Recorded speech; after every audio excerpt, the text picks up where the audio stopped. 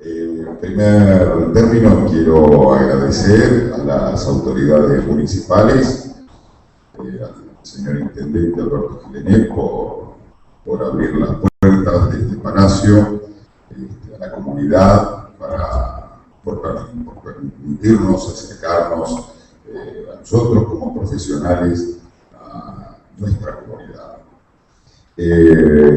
Por supuesto, quiero felicitar a todos los integrantes de este equipo que se ha estrenado este año y que se llama Integrar Salud, porque me parece a mí que están emprendiendo las direcciones o las conductas correctas para aglutinar a las distintas instituciones participantes o que tienen que ver con la salud del Partido de las Flores y, por supuesto, también contribuir a acercarlas a la comunidad, que es a la que nos debemos.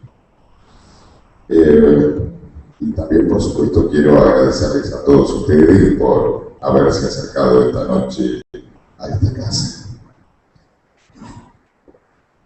Bueno, vamos a comenzar entonces con nuestra conferencia y espero no aburrirlos. Vamos a comenzar diciendo algunas palabras introductorias. Digamos que el ser humano vive más años, cada vez vive más tiempo. Muchas personas mayores lo hacen saludablemente y tienen vidas activas. Pero no hay manera de evitarlo. Cuando envejecemos, tanto nuestros cuerpos como nuestras mentes cambian. Y hay cosas hay medidas que podemos hacer o seguir para mantenernos sanos y activos a medida que envejecemos. Mientras que la brecha en la expectativa de vida entre los varones y las mujeres va disminuyendo, no es un secreto que los varones aún tienen que prestarle más atención a su físico. Varios aspectos surten un efecto negativo o en contra de los hombres. Tienden a fumar y a beber más que las mujeres. No buscan la atención médica con la misma frecuencia que lo hacen las mujeres. Y algunos hombres se definen a sí mismos por su trabajo, que puede dar como resultado el estrés. Entonces, ¿qué podemos hacer? ¿Qué medidas podemos tomar? Consumir una dieta equilibrada, mantener mente y cuerpo en actividad, no fumar, practicar buenos hábitos de salud y realizar exámenes médicos en forma regular. ¿A qué nos referimos con exámenes médicos? Lo estamos haciendo orientados a pruebas o se basan en pruebas que se realizan para encontrar una enfermedad antes de que comiencen los síntomas o antes de que comience a dar problemas. Los estudios pueden ayudar a descubrir afecciones anticipadamente cuando son más fáciles de tratar en estas instancias.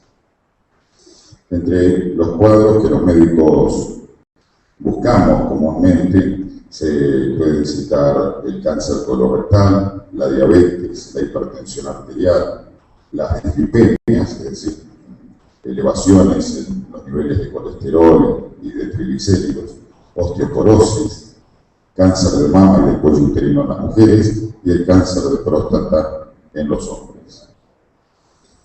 Las pruebas que cada persona necesita se deben ajustar en base a su edad, el sexo, los antecedentes familiares y los factores de riesgo para algunas de las enfermedades. Por ejemplo, como lo expresa la diapositiva, el sobrepeso está comprobado que aumenta la posibilidad de desarrollar diabetes.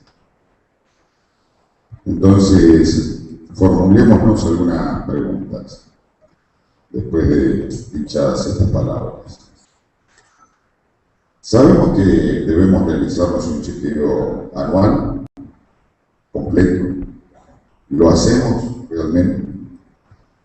Si tenemos hecho uno cada medicalmente completo, se ha solicitado lo que corresponde, comprendemos para qué sirven las pruebas y los exámenes que nos debemos realizar. Lo más probable es que respondamos no a alguna de esas preguntas. Pero, sin embargo, no habría excusa para no realizar un chequeo anual completo, dado que los sistemas de salud, tanto públicos, estatales, privados, de obras sociales, mutuales, etc., cubren generalmente dichos exámenes, o su gran mayoría.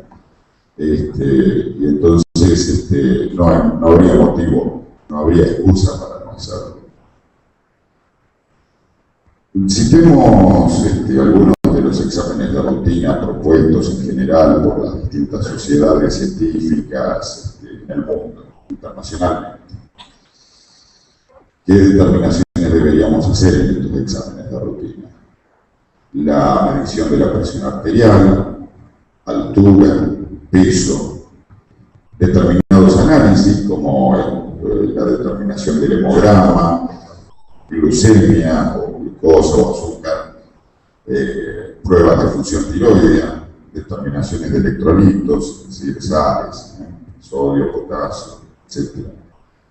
Y también se podrán solicitar determinados análisis dependiendo, como decíamos al inicio de esta introducción, de los antecedentes familiares y condiciones personales. También debería incluir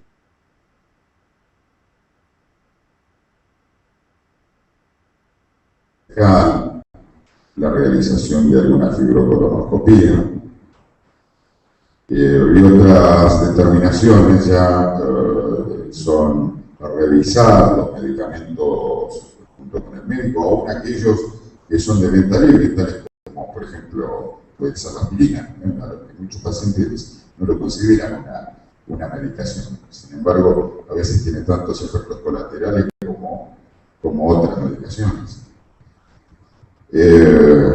Conversar con nuestro médico acerca de la necesidad de recibir una vacuna antigripal.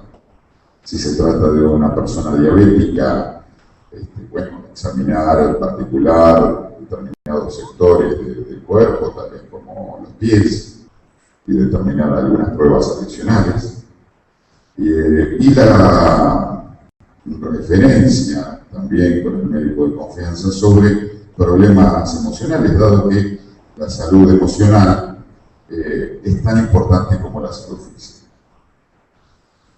En particular para las mujeres, vamos a citar la realización de la mamografía, el PAP o Papá Nicolau, la medición de la masa ósea, y en particular para los hombres, el examen de la próstata, con la revisación, como ya vamos a describir una vez que nos adentremos más en la charla, fundamentalmente a partir de los 50 años, y la determinación del antígeno prostático específico, también conocido como PSA, por sus siglas en inglés.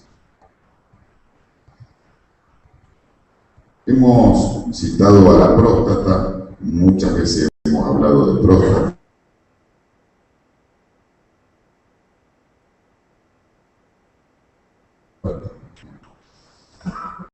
¿Qué es la próstata? Es una glándula, un órgano sexual secundario que produce el líquido seminal, líquido prostático, al que se suman los espermatozoides provenientes del testículo, configurando ese líquido, los espermatozoides, lo que se denomina semen. La próstata, que es este órgano acá, rodea al conducto que lleva la orina desde la vejiga al exterior del cuerpo. Este conducto se llama uretra. En el individuo joven, La próstata tiene el tamaño aproximado de una nuez. Pesa alrededor de 20 gramos, 30 gramos. Con la edad, la glándula esta aumenta lentamente de tamaño y cuando lo hace de forma significativa, puede producir problemas. Y esto es bastante frecuente luego de los 50 años. Citemos aquí, entonces, las 3 enfermedades básicas de las cuales puede ser asiento la glándula prostática. Una es la prostatitis, otra es la hiperplasia o hipertrofia también denominada, y por último el cáncer de la próstata. 3 entidades que realmente no constituyen fases vinculadas unas de otras, son enfermedades distintas. Nada tiene que ver una con las otras. La prostatitis y la hiperplasia son enfermedades totalmente benignas, mientras que el cáncer es una neoplasia, es un tumor maligno. 2 palabras acerca de prostatitis. La prostatitis es una inflamación generalmente debida a algún proceso infeccioso. Es una de las infecciones urinarias que puede padecer el varón. Generalmente está producida por bacterias y la pueden padecer tanto individuos jóvenes como individuos de edad avanzada. Puede darse en cualquier estrato de la vida. Generalmente la constituyen síntomas, está constituida por síntomas irritativos, pacientes con ardor,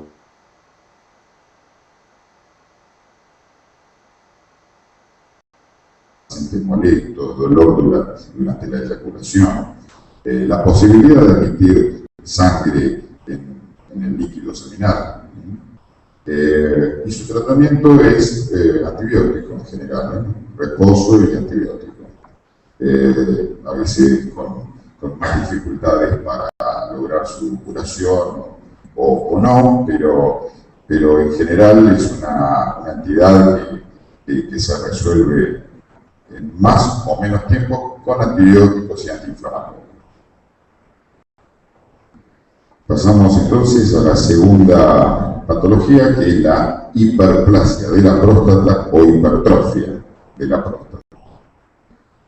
La revista argentina de urología, casualmente, el año pasado publicó un consenso elaborado por la Sociedad Argentina de Urología, un consenso de urólogos de todo el país, emitiendo las recomendaciones para el tratamiento de los síntomas provocados por la hipertrofia de la próstata. Como ustedes vean en algunas diapositivas, LUTS son las siglas en inglés de síntomas del tracto urinario inferior.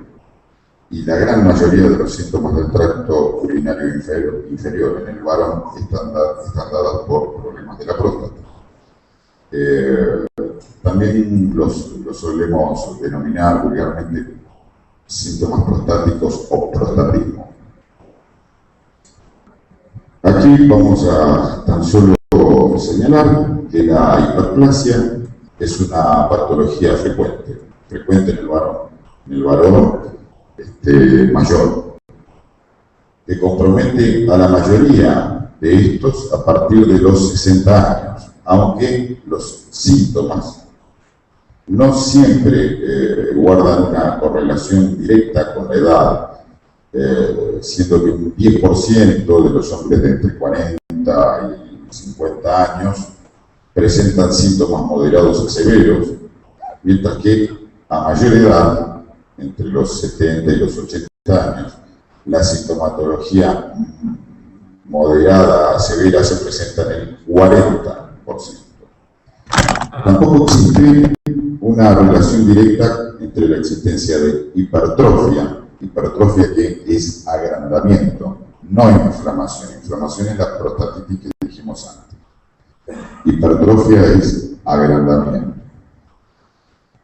No existe una relación, decíamos, entre el agrandamiento, la hipertrofia como patología y los síntomas. Y se observa que la hipertrofia prostática afecta al 50% de los hombres mayores de 50 años y al 80% de aquellos mayores de 80 años. La hipertrofia es una enfermedad progresiva con un crecimiento de los síntomas del 17% en aquellos pacientes sin tratamiento y con controles hasta 4 años. Vemos acá dos esquemitas. Esta es una condición normal. Acá vemos la vejiga de frente.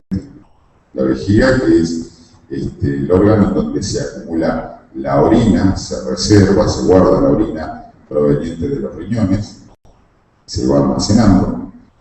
Acá vemos la uretra, que es el conducto que habíamos referido antes, que es el conducto por donde se emite la orina proveniente de la vejiga hacia el exterior. Y rodeando a la uretra vemos a la próstata, a la glándula prostática. En este otro gráfico vemos la condición de una hipertrofia prostática benigna. La vejiga, la próstata, obstruyendo, haciendo más fina la luz de la uretra, es decir, provocando una obstrucción al flujo urinario, y ello va a condicionar estas características en la vejiga. Una vejiga que desarrolla una pared más gruesa, más engrosada con respecto a lo que es normal. ¿Por qué? Porque la vejiga tiene que hacer más fuerza para tratar de emitir su orina reservada. La vejiga se trabecula, se presentan todas estos reticulados, y acá podemos ver la vejiga la próstata que impronta dentro de la cavidad de la vejiga. También puede ocurrir que esta impronta prostática condicione la obstrucción de dos tubitos, uno a cada lado, que son los uréteres que desembocan muy próximos a esta zona, y esa obstrucción va a englobar la posibilidad de una hidronefrosis, es decir, el riñón también padece este problema de retener la orina y con el tiempo puede, desembocar en una insuficiencia renal. Esto, es una próstata hipertrófica que no podemos dejar de ninguna forma bajo esta situación. Nos vamos a referir un poco a los tratamientos. Los tratamientos pueden ser de tipo conductuales, es decir, aquellos que tratan de modificar los hábitos de vida, que tratan de seguir una conducta conservadora, expectante, de seguimiento. Podemos recurrir a tratamientos de tipo farmacológico, es decir, con remedios, con pastillas. Y por último, a tratamientos de tipo quirúrgicos, es decir, a cirugía. Y algunos procedimientos que, vamos a englobarlos dentro de los quirúrgicos, que serían con tratamientos de tipo alternativo. Habíamos dicho entonces, ¿qué síntomas puede dar la hipertrofia? Los síntomas fundamentalmente son de tipo irritativo por un lado y obstructivos por el otro. Irritativos, es decir, todo este agrandamiento puede hacer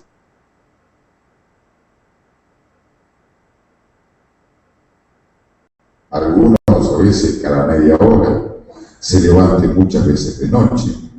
Hay casos de enfermos que se levantan 9 veces a la noche, lo que hace prácticamente inconciliable el sueño. Puede ocurrir que el paciente exprese cierto disconfort, cierto malestar al orinar. Puede haber ardor en algunas situaciones, sobre todo cuando se complica con una infección urinaria. Eso fundamentalmente en lo referido a síntomas de tipo irritativo producidos por el agrandamiento de la próstata. Pero tal vez lo más importante sean los síntomas dados por las características obstructivas, por la próstata tapa la salida de la vejiga, como les había mostrado antes, y no permite entonces un correcto vaciado. Esto puede desencadenar una obstrucción aguda, que muchas veces llamamos retención aguda de la orina. No nos queda otra alternativa que evacuar esa orina con una sonda. Puede darse también la situación de una retención crónica, el paciente va dejando residuos, sigue orinando, pero va dejando residuos permanentemente, sigue orina retenida, y incluso esto se puede ir complicando, como también les había señalado, con la dilatación de los riñones. Puede desencadenarse también como complicación el desarrollo de una litiasis en la vejiga, es decir, la fabricación de piedras dentro de la vejiga. Pero fundamentalmente los síntomas obstructivos se deben o se refieren a la imposibilidad para poder evacuar correctamente la vejiga. En cuanto al tratamiento conductual de la espera vigilante, bueno, hay que ser prudente porque hay que, si lo podemos recomendar, tan solo a un enfermo que no padece estos síntomas obstructivos que les estaba diciendo. Pues los podemos llegar a contemplar cuando la sintomatología es leve, cuando el paciente no tiene en juego su vida. Existe una relación directa entre los valores del PSA, que es una determinación que ya también les había nombrado, el PSA, antígeno prostático específico, cuyo valor normal para hacer una cifra estándar no debiera superar de 4 nanogramos por mililitro, es decir, lo que consideramos en oncología como normal es un valor de 4 como máximo, ¿vale? De 0 a 4. Cuando entran dentro de esos valores en general, digamos que no habría grandes riesgos de otros problemas que puede padecer la próstata. Decíamos, hay una relación directa entre los valores del PSA y el volumen prostático. Próstatas muy grandes, de 100 gramos, 120 gramos, que sin tener nada malo, sin tener ningún cáncer, puede ser pasible de un PSA de más de 4, por ejemplo 10. Todos los pacientes que ingresen a cualquier tipo de tratamiento deben poseer una ecografía de vejiga y de próstata para determinar el volumen y el residuo.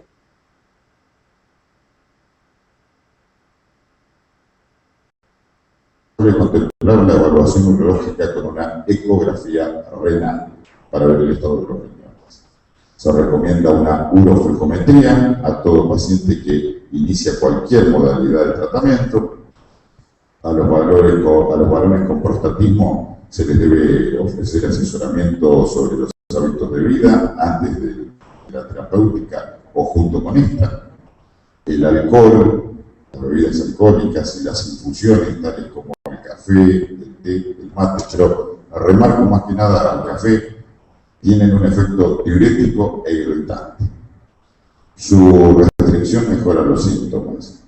Aproximadamente el 17% de los pacientes presentará una progresión de su enfermedad, como habíamos adelantado, a 4 años. Y es necesario, es una recomendación, el control anual del paciente. En cuanto a los tratamientos de tipo farmacológico, eso era lo conductual, lo que tenía que ver con medidas para ofrecerle al paciente, modificando determinados hábitos. Ahora pasamos al tratamiento farmacológico, es decir, con remedios. Hay un arsenal de medicaciones. Un grupo de medicaciones está dado por los alfa bloqueantes. Alfuzoxina, toxazosina, terazosina y más recientemente la tamsulosina. Son distintos desarrollos de una misma familia de drogas llamadas alfa-bloqueantes que no reducen en sí el tamaño de la próstata, sino que contribuyen a mejorar el flujo de la orina. Otro grupo de medicaciones están dados por los inhibidores de la 5-alfa-reductasa, y aquí citamos al finasteride y al dutasteride, una medicación desarrollada y puesta, digamos, en las farmacias desde hace aproximadamente 1 año y medio, 2 años. Este grupo de remedios sí puede reducir muy lentamente el tamaño de la próstata, aunque por ahí no mejoran el flujo urinario, el chorro de la orina. Permítanme determinada palabra que la voy a emplear para que se entienda. Estas drogas por ahí no mejoran el chorro de la orina en forma tan esperable y en forma rápida, sino a lo largo de meses. Con su instauración debe ser de por lo menos 6 a 12 meses.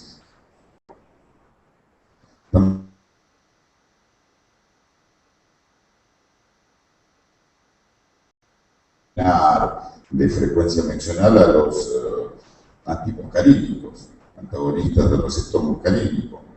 Y aquí, bueno, podemos citar la oxibutynina, la tolterodina, la difenacina, solifenacina, todas presentes en nuestro país. Podemos recurrir a la fitoterapia, y aquí estamos hablando de extractos de plantas.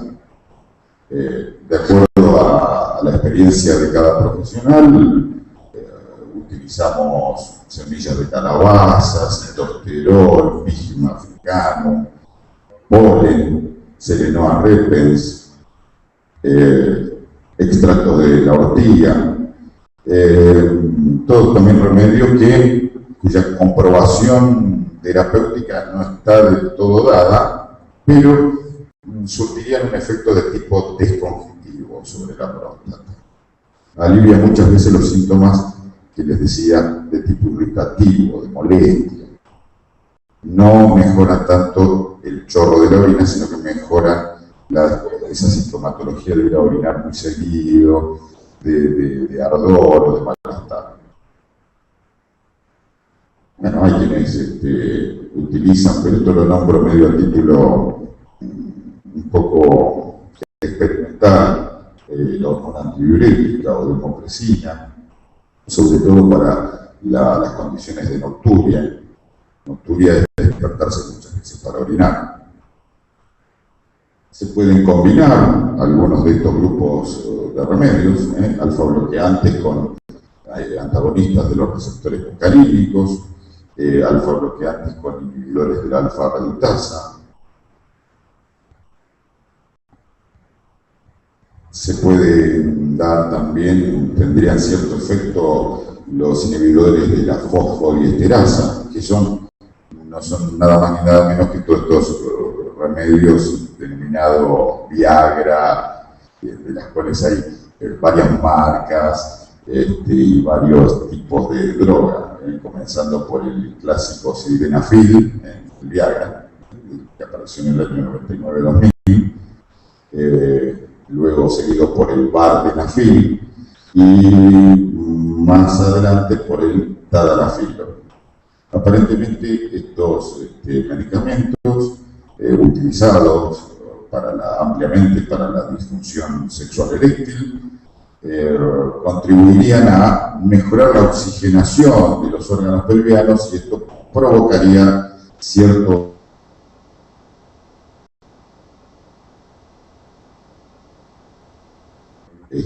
las medicaciones antecitadas. Pasamos al tratamiento quirúrgico, es decir, a la cirugía de la próstata. El estándar quirúrgico para resolver a un paciente por hipertrofia o hiperplasia de la próstata se llama resección transuretral de la próstata, o RTU. Es una intervención que se realiza a través de la uretra, es decir, a través del miembro, y mediante el empleo de una ansa de resección. Esto es visto por, digamos, a través de la óptica. ¿Sí? Esto está visto, esta ansa de resección, que digamos, se monta dentro de este instrumento que es el receptor, y se van aplicando cortes con el electro y electrofulgurando la zona hasta ir reduciendo el tamaño de la próstata. Todos estos fragmentos se evacúan, se colocan se guardan en un frasquito y se mandan a analizar. Este es digamos, el estándar, lo que está considerado estándar de tratamiento quirúrgico, y es darle en próstatas agrandadas, pero no tanto, vamos a decirlo así para que se entienda, próstatas de entre 30 y 80 gramos.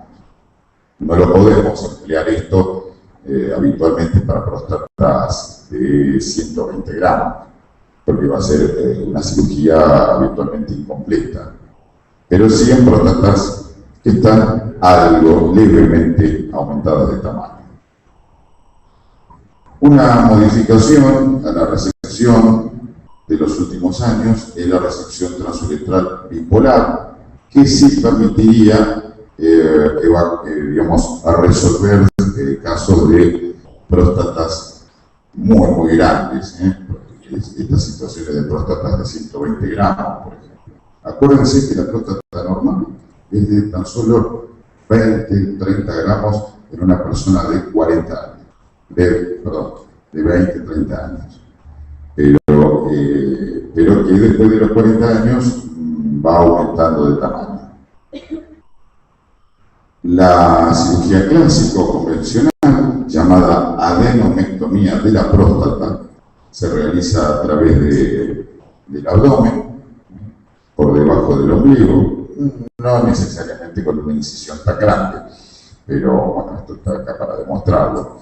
Y realmente si bien es la técnica o la herramienta más invasiva que podemos aplicar para el tratamiento de la hipertrofia prostática, realmente es la que sigue o la que logra los mejores efectos de cualquier alternativa terapéutica que elijamos. Luego ya en pos de lograr alternativas más conservadoras, menos cruentas, menos invasivas, que no impliquen necesariamente el suministro de anestesia raquídea o anestesia general, como son los anteriores casos que citamos, que requieren anestesia. Para lograr el procedimiento menos cruentos, se desarrolló la terapia transuretral con microondas.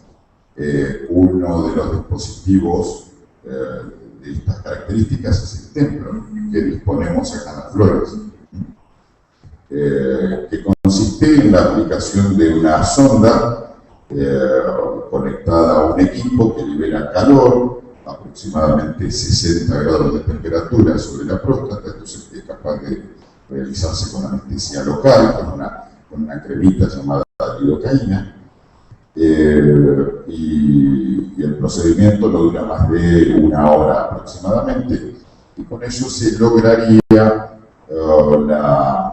la necrosis, la muerte de parte del tejido prostático. Esto lo reservaríamos para pacientes de alto riesgo, pacientes a los que no le podemos hacer una cirugía debido a su alto riesgo o su avance.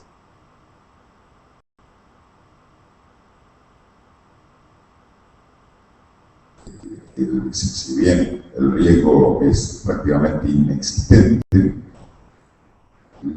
la eficacia terapéutica que puede brindar es de alrededor del 50%. Significa que un paciente va a andar muy bien, vamos a lograr el objetivo de que pueda orinar, calmaremos sus síntomas, y en otro paciente no lograremos realmente resultados.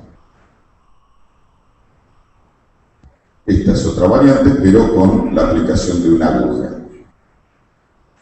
Después tenemos los tratamientos de la próstata con láser. Hay varios tipos de láser, requiere anestesia, lograrían un efecto menos sangrante sobre la próstata, dado que en general los tratamientos quirúrgicos de la próstata se caracterizan por mayor o menor sangrado. Con esto, aparentemente, el sangrado sería mucho menor y el tiempo de internación del paciente también se reduce ostensiblemente. Cuando digo ostensiblemente, estamos hablando de que un paciente con una cirugía convencional, abierta, puede estar internado hoy en día 4 días aproximadamente, con una cirugía endoscópica, la RTU, la que hiciste primero de todo, puede estar internado 2 días, 3 días, mientras que con un tratamiento láser podría estar internado 1 a 2 días.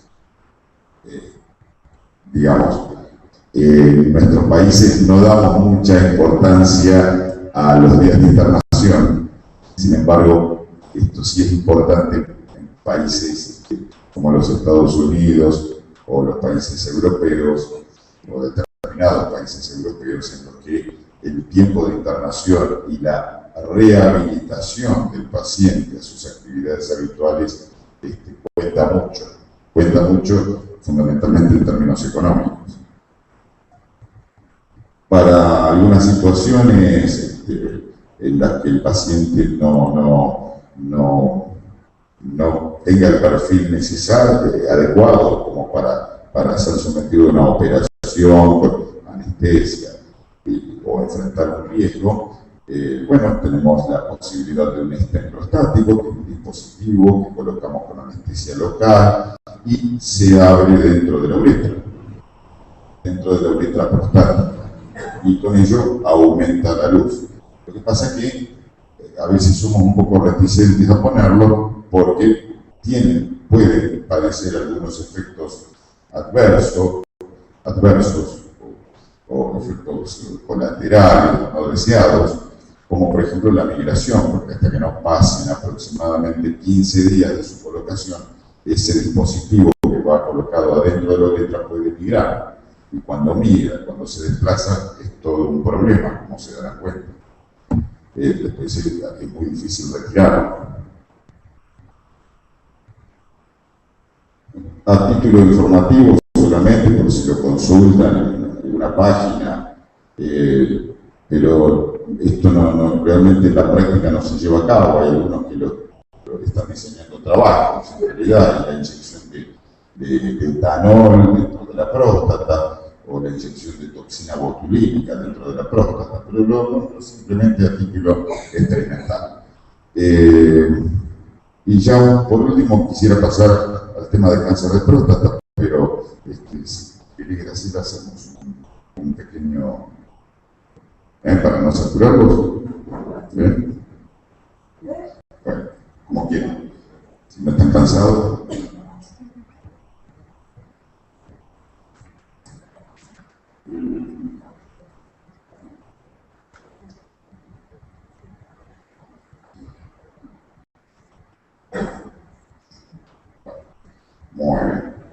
Para hablar de cáncer de la próstata, ¿en serio no están cansados?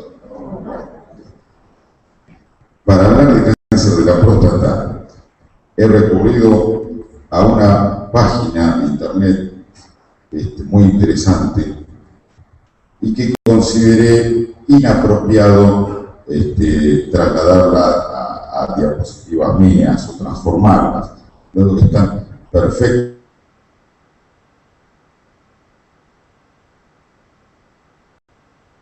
Y bueno, cuando ustedes tengan la inquietud de tratar de conocer algo sobre alguna enfermedad, no solamente de la próstata, pueden consultar esta página que es seria.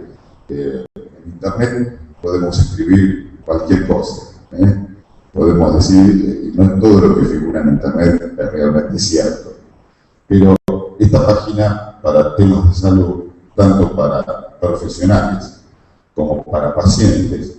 La página de NIH, que es la abreviatura del Instituto Nacional de Salud de los Estados Unidos, es muy rigurosa, muy seria y está muy bien explicada, muy comprensible, así que la recomiendo. Y tiene una variedad de temas de salud. Yo elegí acá el de cáncer de próstata, que es el tema que nos ocupa. Aquí se señala que se diagnostican aproximadamente, para tener una referencia, 240.000 varones norteamericanos con cáncer de próstata todos los años. La detección temprana del cáncer de próstata mejora, por supuesto, las probabilidades de tratamiento exitoso. Vamos a ver un poco las causas del cáncer de próstata, a ver si las podemos establecer. Y hablemos de las causas del cáncer en general, para poder después adentrarnos puntualmente en el cáncer padecido por la próstata. Digamos que el cuerpo está compuesto de células que son estructuras muy pequeñitas. Todo el cuerpo nuestro es una sumatoria de células. Las células normales en el cuerpo crecen, mueren, pero lo hacen en forma controlada, según las necesidades de nuestro cuerpo.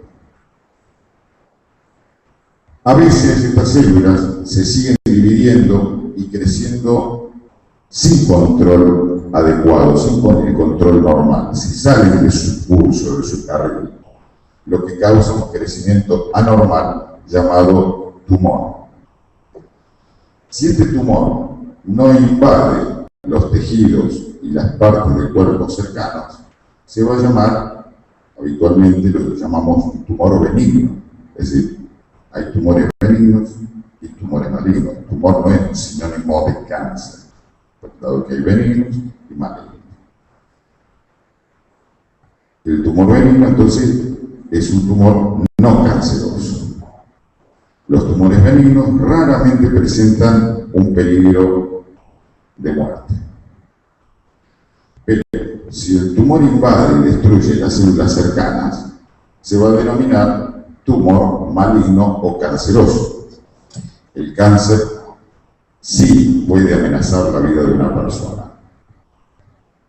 Bueno, esta página tiene también la posibilidad de interactuar con el que está leyendo. Entonces, cada tanto nos voy haciendo algunas preguntas para ver si ustedes están atentos o si están entendiendo lo que estamos diciendo. Entonces, vamos a ver una pregunta. Y ustedes van a responder, bueno, el que se anime, no es obligatorio, no se sientan incómodos. Todos los tumores, de acuerdo a lo que dijimos, son cancerosos. A ver. Entonces sería falso. Ponemos falso. Correcto. Solo los tumores malignos que invaden otros tejidos son cancerosos. Los tumores benignos no son cancerosos. Muy bien. Vamos a seguir.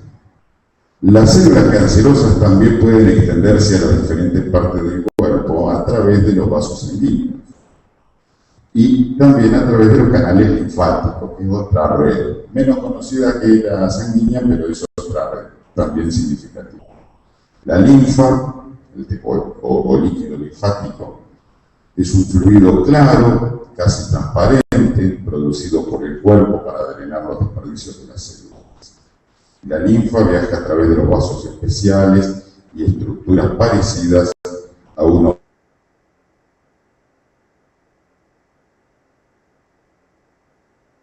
Se usan los tratamientos de cáncer para matar o controlar las células que crecen anormalmente, es decir, las células cancerosas. Los cánceres son nombrados de acuerdo al lugar del cuerpo en donde se van a originar. Por ejemplo, si se originan en el pulmón, se va a llamar cáncer pulmonar. si se originan en la próstata, cáncer prostático.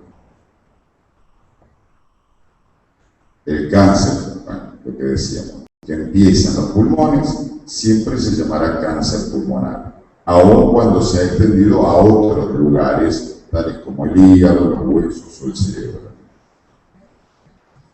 Aunque nosotros estamos en condiciones de ubicar el lugar en donde empieza a desarrollarse un cáncer, la causa por la que se produce el cáncer normalmente no es posible de ser identificada.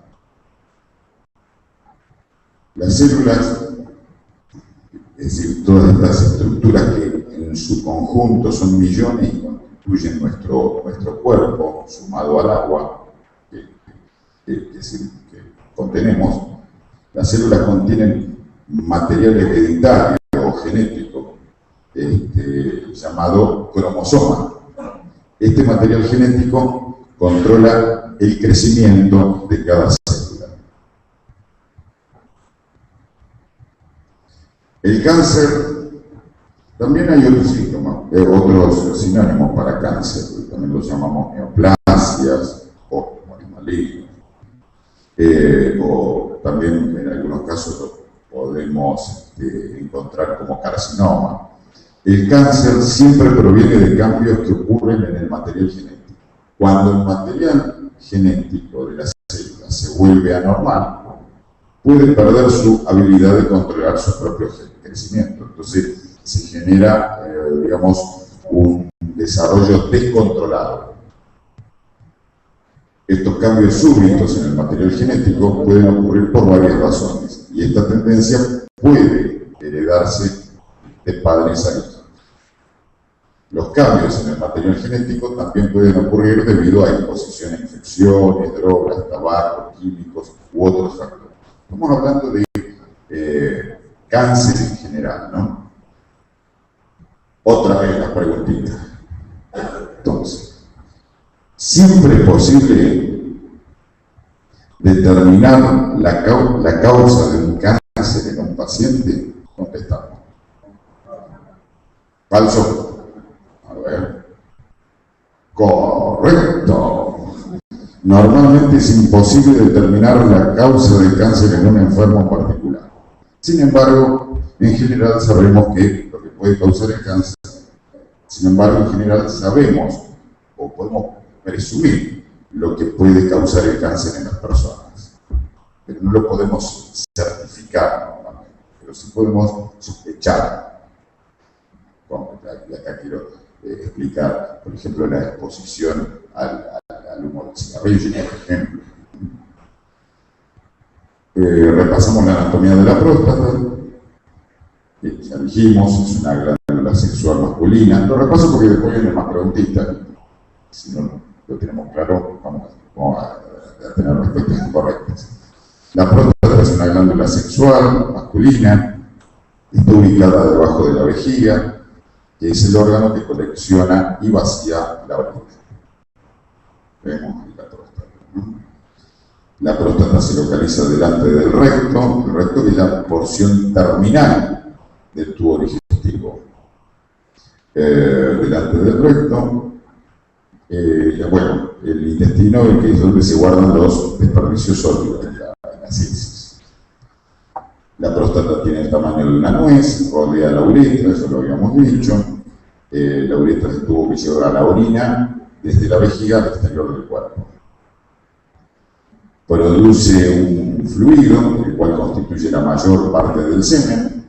Es un fluido blanco, en el que se transportan los espermatozoides, en el que se transporta la esperma. Las hormonas masculinas afectan el funcionamiento de la próstata. Las hormonas son sustancias que controlan las funciones de todo el cuerpo. Ya el otro día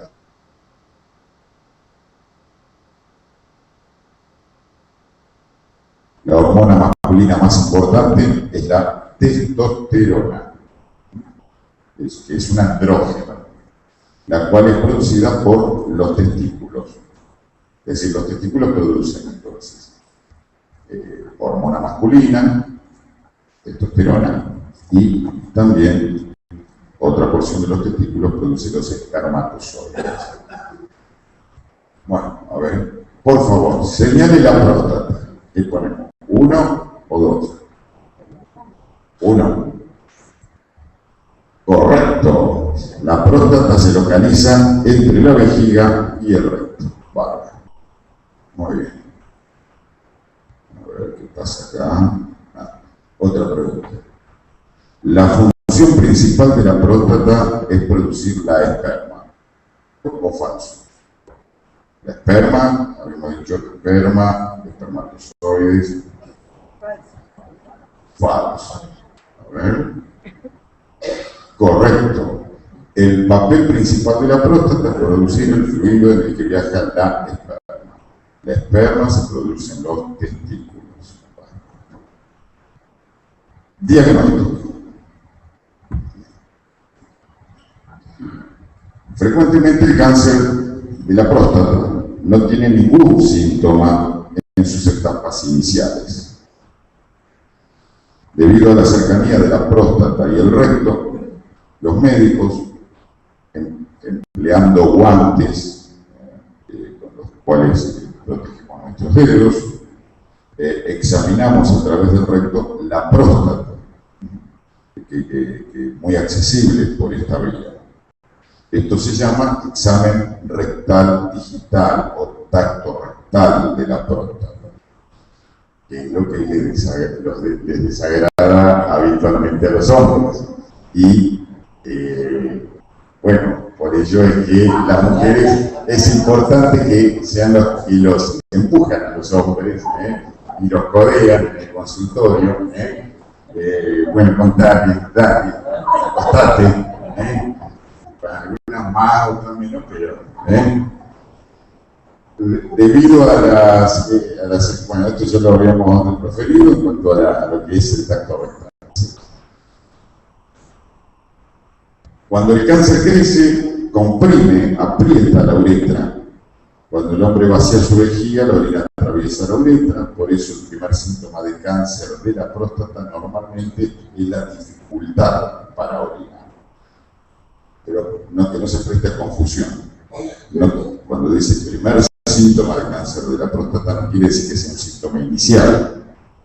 Dijimos, en sus etapas iniciales, normalmente no hay síntomas. Nótese que otras enfermedades también pueden causar dificultad para orinar. No es la única condición, la presencia de un cáncer. La velocidad con que el cáncer crece varía de persona a persona. Por ejemplo, la edad es muy importante. No es lo mismo el desarrollo de un cáncer de próstata en un paciente de 50 años que en uno de 80, o casos de pacientes de 90, y la gente vive largo tiempo. Tenemos mucha gente de 90 años.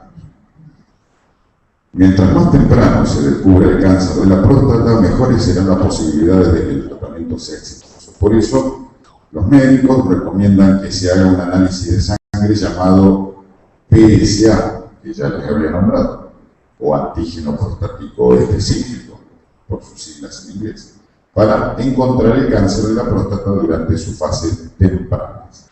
Y que el valor, les había dicho, el valor que consideramos normal, así en forma grosera pero práctica, es hasta 4 como máximo. Pero no vayan a mirar ustedes ahora sus análisis a ver si dio 4, menos, más, porque también hay que ubicarlo todo en un contexto, que es el tamaño de la próstata. A veces próstata grande, reitero, puede dar un PSA mayor de 4, y no necesariamente implicar un cáncer. El PSA o antígeno prostático es una sustancia que puede indicar la presencia de cáncer de la próstata. Puede indicar. Si la cantidad de PSA en la sangre es más alta de lo normal, o si el médico percibe una tumoración, un nódulo durante el examen rectal, considerará hacer otras determinaciones más específicas para comprobar la presencia de una enfermedad maligna de la próstata como el cáncer. Entonces, existen algunas pruebas que ayudan a los médicos a ver la próstata y otras partes del cuerpo, para ver hacia dónde se puede extender el cáncer.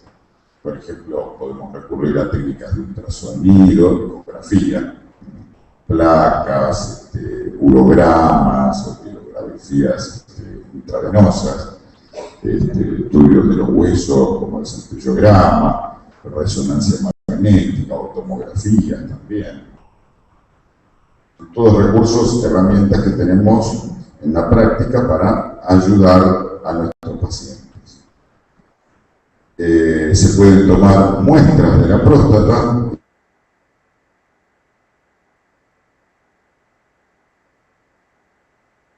y analizar esa muestra de la próstata en el microscopio. Eso lo hace el patólogo, el análisis, los urólogos, los ecografistas nos complementamos para tomar las muestras y el patólogo las analiza.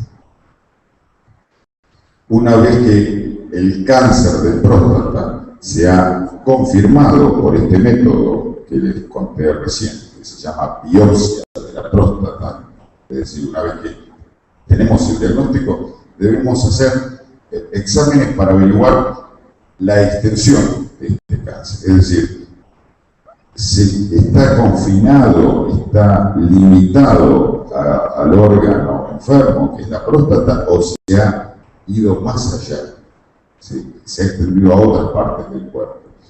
Esto se llama estadificar, determinar la fase en la que estamos parados. ¿Dónde estamos parados? Esto es importante para planificar el tratamiento. Entonces, otra pregunta. Durante la fase temprana, ¿el cáncer de la próstata siempre muestra síntomas claros? ¿Verdadero o falso? Falso. Correcto. Durante la fase temprana, el cáncer de la próstata no tiene ningún síntoma. Por eso los hombres mayores siempre deben someterse a un examen anual para descubrir el cáncer de la próstata en su fase temprana. Esto es lo ideal, encontrar el problema, pero cuando todavía no da inconvenientes mayores. Un nivel alto de PSA en la sangre siempre es una indicación de cáncer de la próstata. No. Correcto, muy bien. Así que me van escuchando, eso es muy bueno. Si el nivel de PSA en la sangre es anormalmente alto, el médico hará otras pruebas que son más específicas para averiguar si esto está causado por cáncer o por otra situación. La estadificación significa determinar dónde, en qué etapa está la enfermedad. Si el paciente tiene cáncer, es importante determinar cuánto ha crecido el tumor. Si el cáncer se ha extendido a otras partes del cuerpo, porque esta información nos puede ayudar a determinar en qué fase se encuentra la enfermedad. Conocer la fase en la que se encuentra el cáncer ayuda a determinar la mejor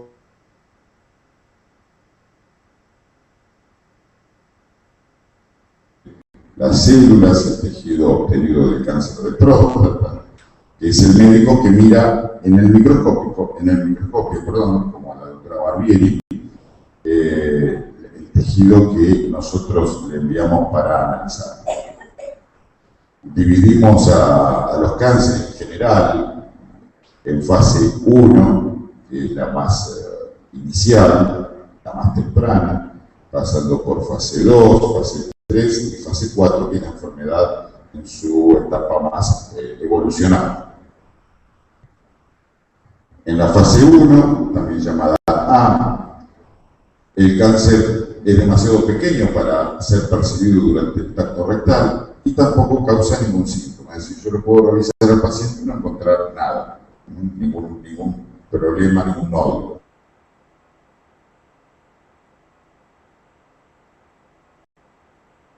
Se puede hallar accidentalmente cuando se hace una cirugía por otras razones. En la fase 2 o B, el tumor todavía está localizado dentro de la próstata, pero es lo suficientemente voluminoso como para ser percibido durante el tacto rectal. Pero a menudo todavía en esta etapa puede no haber síntomas.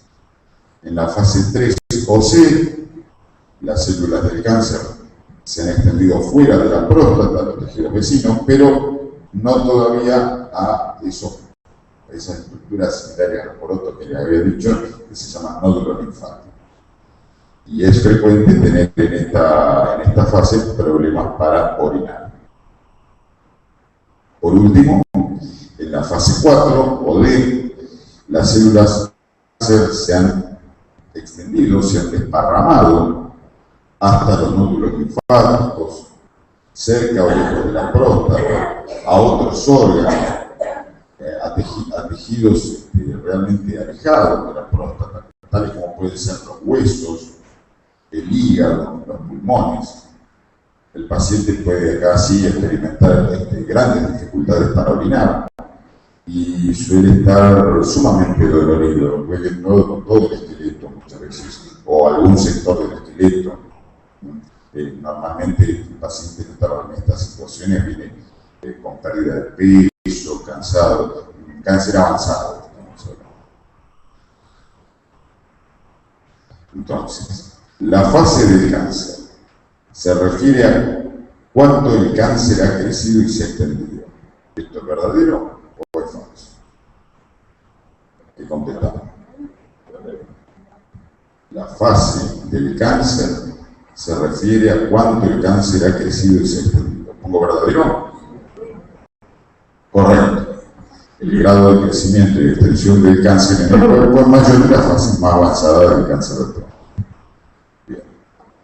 Mientras más temprana sea la fase del cáncer, más fácil será encontrarlo. ¿Verdadero o falso? Falso. Correcto. Mientras más temprana sea la fase del cáncer, más difícil será hallarlo. Sin embargo, mientras más temprana la fase del cáncer, es en esta etapa en la que es más fácil tratarlo. Cuando decimos más fácil tratarlo es ofrecer alternativas curativas, curar.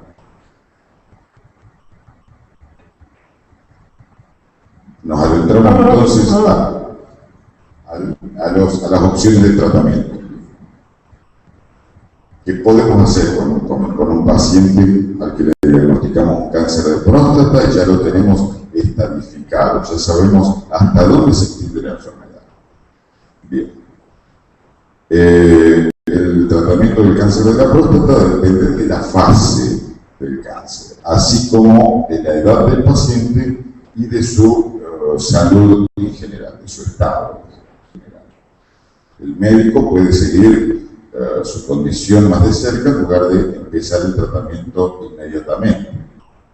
Esta decisión depende de si el paciente tiene o no síntomas, si es mayor de edad.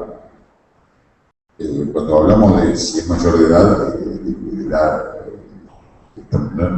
no digamos, de más de 21 años. Estamos hablando de un paciente de edad avanzada. Si tiene otra enfermedad más seria, si las células del tumor solo son ligeramente normales, es decir, si es un cáncer de próstata, pero con características relativamente aproximadas a la normal. A su vez, no todos los cánceres son iguales. Algunos, histológicamente, cuando uno los analiza, cuando se analizan con microscopio, tienen cierto parecido con la célula normal. Eso tendría un comportamiento menos agresivo. Cuanto más distintas son estas células, el comportamiento del cáncer en general es más agresivo. Todos esos puntos son los que van a inducirnos qué tratamiento vamos a consensuar con el paciente. Los nuevos adelantos de la tecnología médica hacen posible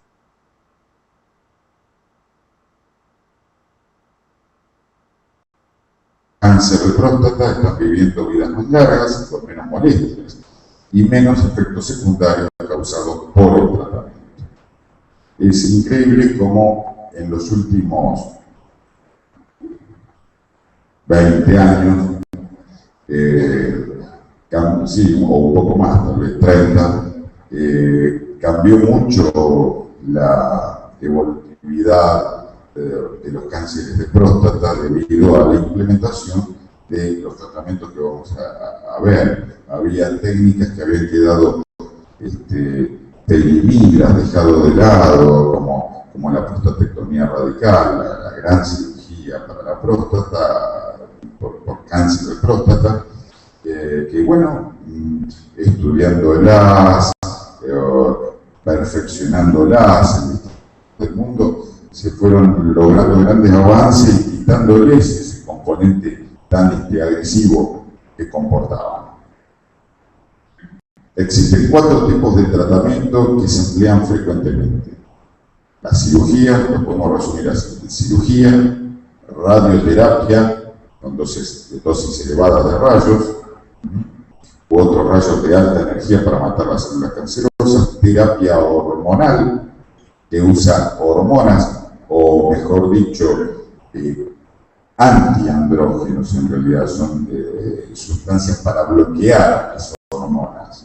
Antiguamente, hasta hace algunos años, se llamaba tratamiento hormonal, en realidad porque se utilizaban hormonas femeninas, estrógenos, como prácticamente único tratamiento farmacológico para combatir el cáncer de próstata. Pero hay drogas parecidas a los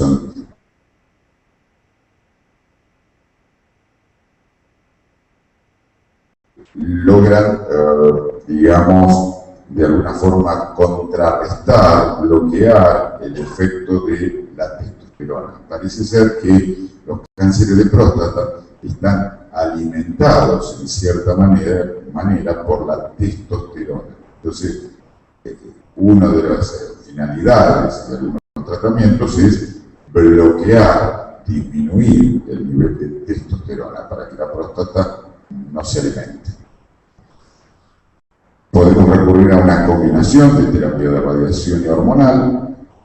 A veces se puede administrar quimioterapia también, cuando la terapia hormonal no funciona. En cuanto a la cirugía, puede utilizarse para eliminar el cáncer de la próstata y de los tejidos cercanos a los cuales se ha extendido. Es decir, la cirugía habitualmente la empleamos para cánceres que están localizados, que en realidad que no comprometen órganos vecinos, y menos a distancia. En esas situaciones donde utilizamos la cirugía en general. Se recomienda durante las fases tempranas, como decíamos, si el cáncer de la próstata se encuentra en sus fases tempranas, la cirugía puede curar la enfermedad. Hay varias opciones quirúrgicas disponibles. Uno de los procedimientos conlleva remover toda la próstata a través del perineo. Claro, esto se puede hacer a través del perineo o a través de la vía anterior. Entonces se va a denominar prostatectomía perineal cuando usamos esta vía. El perineo es el espacio que queda entre el ano y las bolsas escrotales. Eso se llama perineo. Podemos extraer por ahí toda la próstata. También podemos hacer una prostatectomía por vía anterior, que es la que habitualmente utilizamos acá cuando realizamos este tipo de operaciones con mi amigo y colega Rubén Darío Muñoz, por el cual tengo un gran aprecio de tantos años de trabajar juntos. Entonces nosotros habitualmente empleamos la vía anterior, que es esta. La prostatectomía radical puede realizarse con la ayuda de un robot, es decir, lo mismo que hacemos en forma abierta, lo podemos hacer empleando el robot Da Vinci. Lo que pasa es que la limitación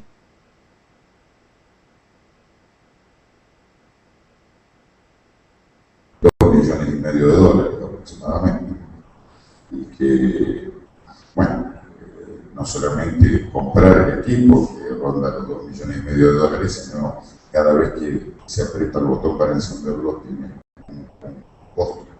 un costo que se maneja con una serie de chips, lo que hace muy caro el procedimiento, aquí y en cualquier parte del mundo. En nuestro país, creo que el año pasado había 3 robots en todo el país. Dos de última generación y otro del modelo anterior, modelo más viejo. Pero bueno, la cirugía robótica persigue o imita los mismos gestos que podemos llevar a cabo. Por lo general, los pacientes se recuperan de esta operación realizada mediante el robot un poco más rápido que cuando la hacemos a cielo abierto. Y en ciertas ocasiones el cirujano no puede extraer toda la próstata con el robot y entonces, bueno, tiene que convertir la operación a una vía abierta. Entonces, para repasar un cachito de esto, la prostatectomía radical solo se hace si el cáncer no se ha extendido fuera de la próstata. A menudo, antes de una prostatectomía radical, el médico hará una cirugía para extraer nódulos linfáticos de la pelvis y ver si estos están comprometidos por el cáncer. Este procedimiento se denomina disección de los nódulos linfáticos pelvianos. Si los nódulos linfáticos contienen cáncer, por lo general el médico no proseguirá con la prostatectomía. Estamos hablando de un procedimiento que se hace en el mismo momento en que hacemos la prostatectomía. Digamos, en la misma operación, el primer gesto que vamos a hacer es la linfadenectomía o la disección de los nódulos. Si esto está negativo, está libre de enfermedad, seguimos con la extracción de toda la próstata. Otro procedimiento quirúrgico, pero ya no para curar al enfermo, sino para desobstruirlo, es la resección transuretral de la próstata. Cuando nos referimos a una resección por cáncer de próstata, la resección, recuérdense que era el procedimiento que se realiza con la óptica a través del miembro, que les había mostrado para el tratamiento de la hipertrofia. Cuando realizamos una resección transuretral por cáncer de próstata, realmente la denominamos tunelización, es labrar un túnel, un hueco, para que el paciente pueda orinar. Esa sería la indicación quirúrgica en un paciente en el que no perseguimos una función curativa de extraer todo el tumor, todo el cáncer. Otro procedimiento sería la criocirugía, es decir, el empleo de congelación. Congelamos la próstata para necrosarla. Otras preguntitas, entonces. El tratamiento quirúrgico del cáncer de la próstata se usa mayormente cuando el cáncer está en fases tempranas. Sí, a ver. Se usa mayormente. Bien, perfecto. Si el cáncer de la próstata se encuentra en una de sus fases tempranas, la cirugía puede curar la enfermedad. Wow. Pasamos a la radioterapia, que consiste en irradiar las células de cáncer con potentes rayos de energía. El propósito de este tipo de tratamiento es matar las células cancerosas. Entonces, el tumor se achica, queda necrosado. Generalmente, la radioterapia, si bien también persigue una finalidad curativa, los resultados en general son un poco inferiores en cuanto a esta finalidad de lograr la curación, con respecto a la cirugía llamada prostatectomía radical. La prostatectomía sola o combinada luego con radioterapia, en general podría brindar una posibilidad de curación del 90%, lo cual no es poco para una patología maligna. Mientras que la radioterapia sola, a la cual luego es muy difícil complementarla con cirugía, es decir, con prostatectomía, la radioterapia puede lograr una curabilidad de alrededor del 60 a 70%. Son todas cosas que yo las menciono porque son las que conversamos habitualmente con los enfermos al momento de elegir un tratamiento. La radioterapia puede ser externa o puede ser interna. Cuando es interna, es implementando, colocando unas semillitas a través del recto, unas semillitas con material radioactivo, en ese caso se llama también braquiterapia. Como los rayos no pueden ser dirigidos exclusivamente al tejido con cáncer, estos también pueden dañar las células sanas cerca del tumor.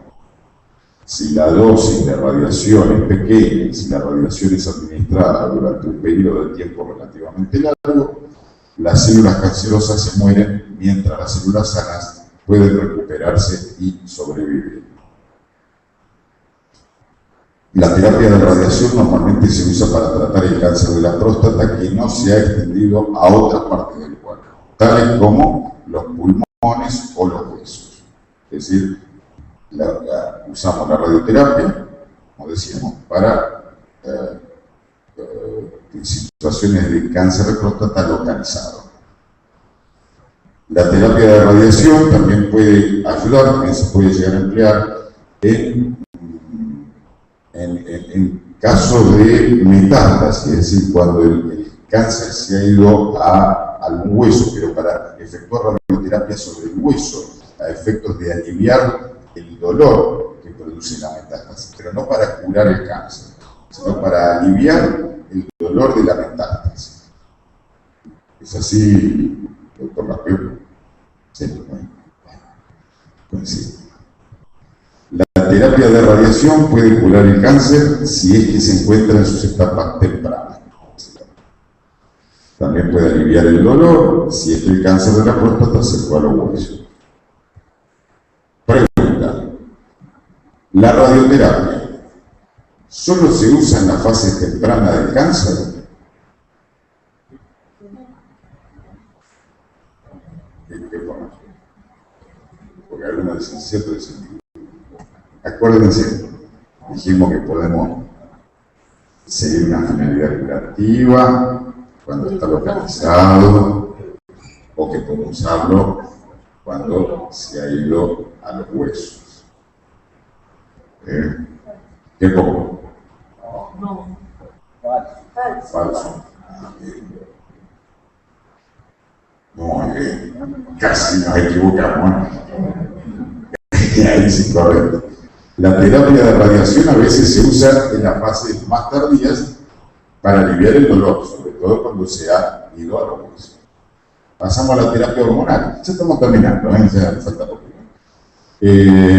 La terapia hormonal consiste en el uso de hormonas. Mejor dicho, son antiandrógenos, esa es la palabra correcta, que se usan para detener el crecimiento de las células cancerosas. Las hormonas masculinas, como la testosterona, pueden contribuir al crecimiento del cáncer de la próstata, como ya les había dicho. Y para detener el crecimiento del cáncer se administran medicamentos que disminuyen la cantidad de hormonas masculinas del paciente. Ejemplos de estos medicamentos son las hormonas femeninas, que ya prácticamente no se emplean, la terapia con análogos, LH-RH, y la terapia con antiandrógenos. A veces, una operación sobre los testículos, que se llama orquiectomía, que no es más nada menos que una castración, también persigue los mismos efectos que el tratamiento hormonal, el tratamiento antiandrógeno, porque estamos eliminando la fuente de testosterona. Lo que ocurre es que, desde ya, ante la disponibilidad de medicamentos, de antiandrógenos, que se puede prácticamente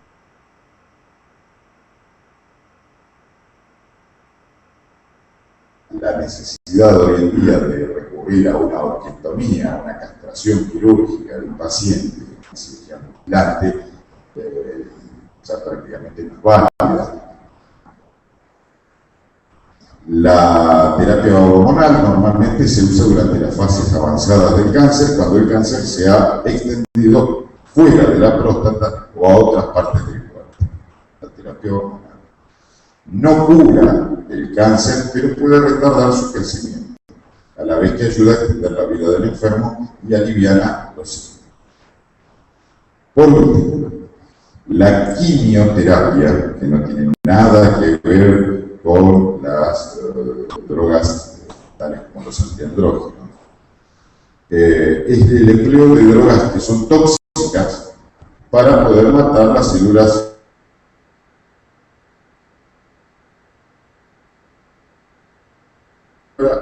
o puede ser inyectada en forma intravenosa o intramuscular. Con la quimioterapia, la droga, el medicamento, entra en el flujo sanguíneo, entra en la sangre, viaja a través del cuerpo y mata las células que crecen rápidamente, ya sean cancerosas o sanas. Es decir, no son muy selectivas las drogas quimioterápicas, por eso a veces tienen todos sus efectos colaterales.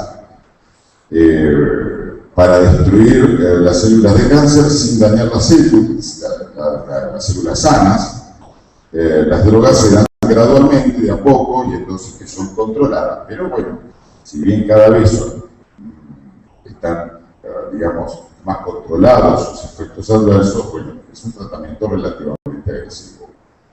Hasta ahora, la quimioterapia no funciona del todo bien para muchos hombres con cáncer de próstata.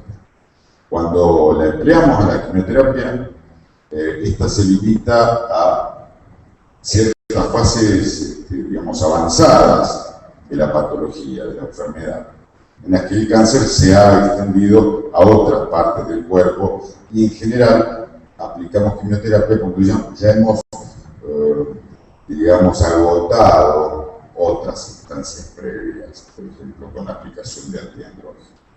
Sería un último recurso que tenemos, pero todavía no es alentador la aplicación de la quimioterapia en el cáncer de próstata, estoy hablando, no estoy refiriéndome a otros cánceres de otros órganos.